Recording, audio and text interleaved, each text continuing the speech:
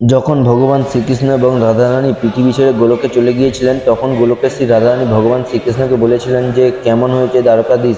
এই কথা শুনে ভগবান শ্রীকৃষ্ণ ভিতর পর্যন্ত চমকে গিয়েছিলেন যে রাধা কৃষ্ণা না হয় কানা বলতো, সে আজকে দ্বারকাধীশ বলছে। তখন রাধারানী বলেছিলেন, আপনি যদি কিছু সত্যি কথা শুনতে চান তো তাহলে আমি শোনাচ্ছি। তখন শ্রীকৃষ্ণ বলেছিলেন যে শোনাও।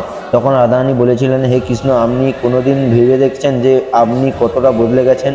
যমুনার মিষ্টি জল থেকে জীবন শুরু করেছিলেন এবং সমুদ্রের ক্ষারীয় জল পর্যন্ত এসে গেছেন। এক আঙুলে চলতে পারা সুদর্শন চক্র তার উপর ভরসা করে নিলেন এবং 10 আঙুলে দ্বারা চলতে পারা বাঁশুরিকেই ভুলে গেছেন। কৃষ্ণ, আপনি যখন প্রেমের সাথে জুড়েছিলেন তখন এক আঙুলের দ্বারা গোবর্ধন পর্বতকে উঠিয়ে লোকেদের বিনাশ থেকে বাঁচাতেন। এখন প্রেম থেকে আলাদা হওয়ার পরই ওই আঙুলে কী রূপ দেখাতে লাগলো। এখন সুদর্শন চক্র উঠিয়ে ধ্বংসের কাজে লাগছে এবং সমস্ত ঘর, সমস্ত মন্দিরে আপনার সাথে